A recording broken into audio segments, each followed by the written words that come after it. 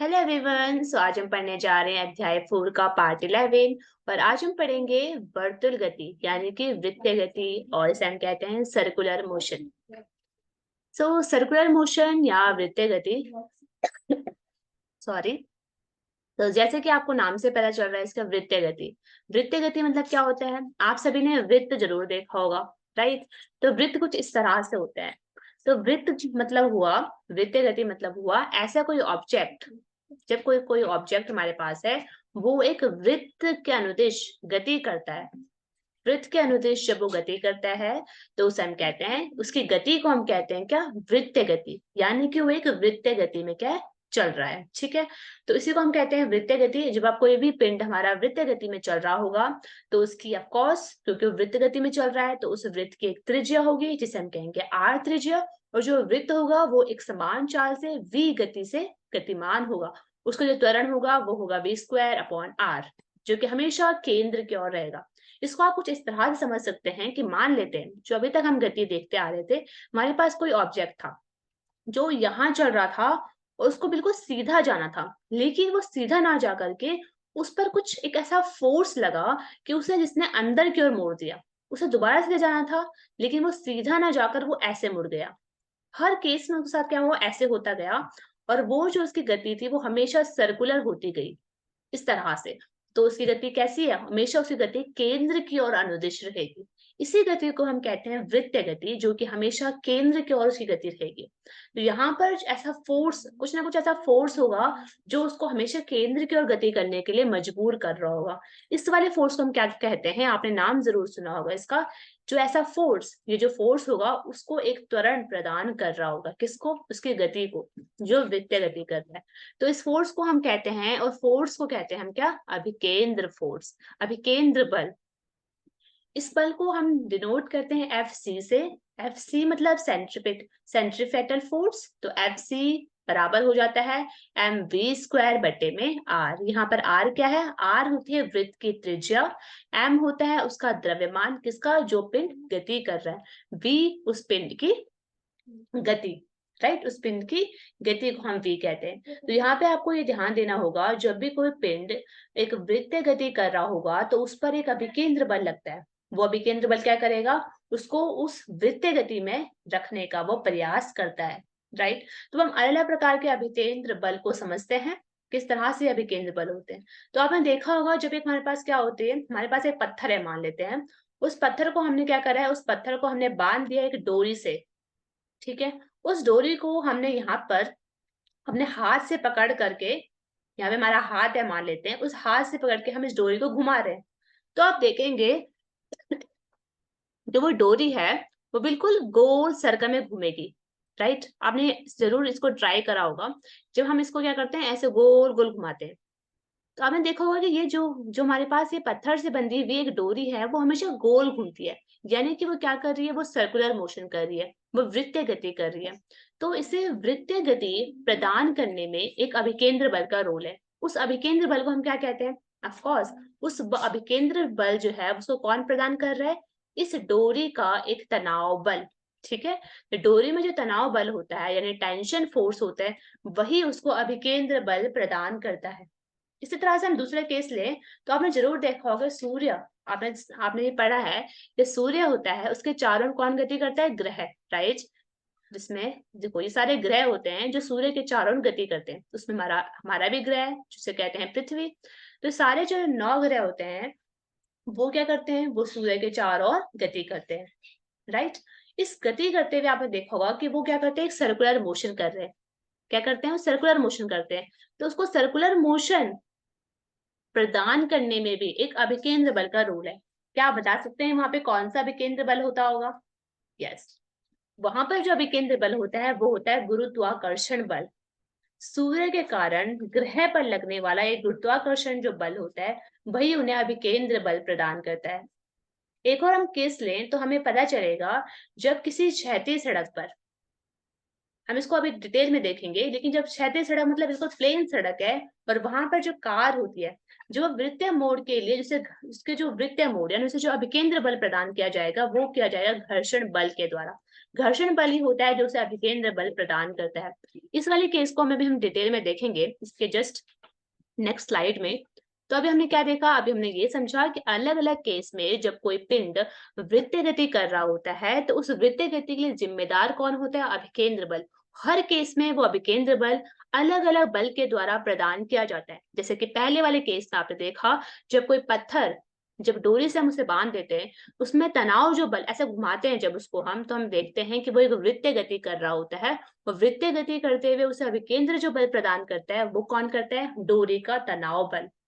इसी तरह से हमने देखा सूर्य के चारों ओर जो ग्रह होते हैं वो चारों ओर उसकी वृत्तीय गति करते हैं। उस वृत्तीय गति में जो अभिकेंद्र बल मिलता है वो किसके द्वारा मिलता है, ऑफ कोर्स वो मिलता है उस सूर्य के कारण उस ग्रह पर लगने वाला गुरुत्वाकर्षण बल, जो उसको हमेशा सर्कुलर मोशन में ही गति करने के लिए मजबूर करते।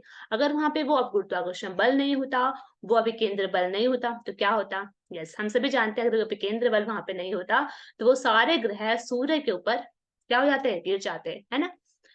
चलिए अब आगे बात करते हैं। अब हम समझने वाले हैं समतल सड़क पर कार की गति। यानी हम ये समझने वाले हैं जो हमारी कार होती है वो आखिर सड़क पर चलती कैसे है, राइट।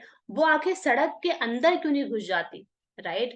जो हमारी सड़क होती है वो हमेशा सीधी सड़क पर कैसे चल पाती है, तो इसकी गति को हम यहाँ पे समझने वाले हैं कैसे। Let's see.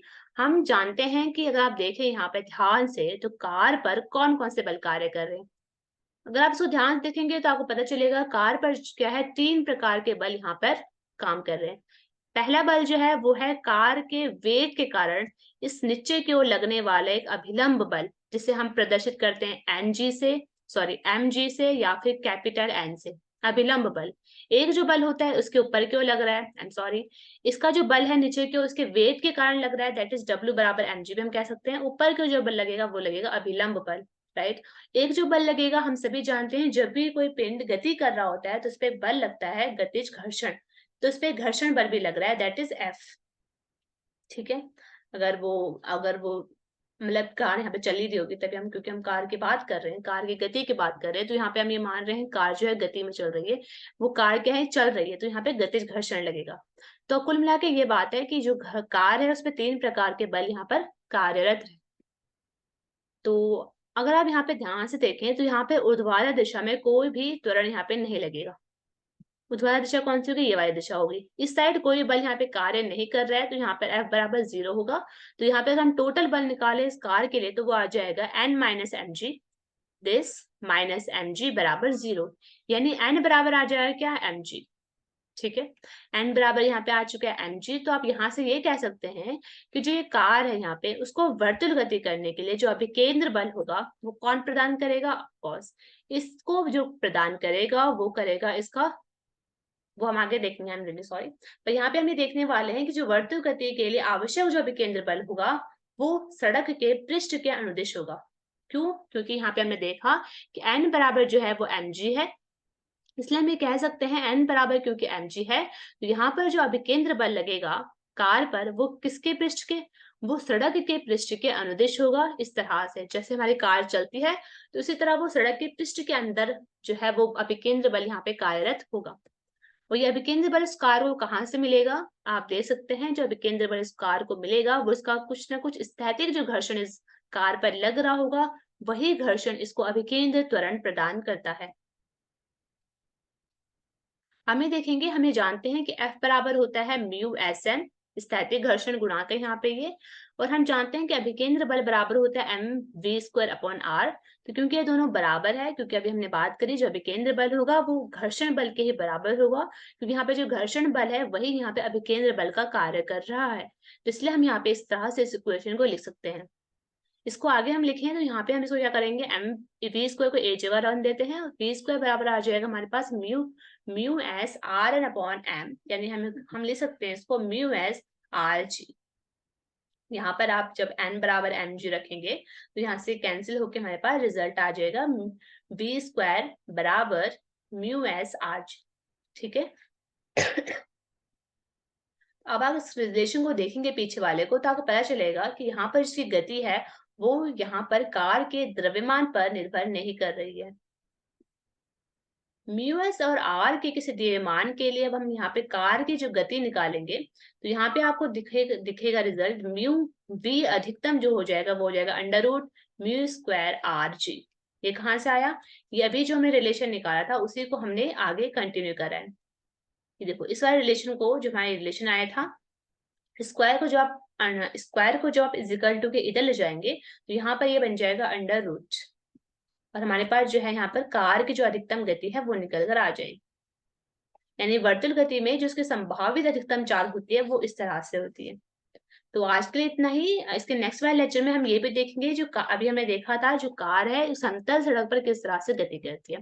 इसके आने वाले लेक्चर में हम देखेंगे जो कार होती है जब वो ढालू सड़क पर, आपने देखो जब वहां पे स्लोप आएगा तो वहां पर वो कार कैसे गति करेगी, हम उसको देखेंगे। हम देखते हैं रिव्यू, हमने क्या क्या जाना।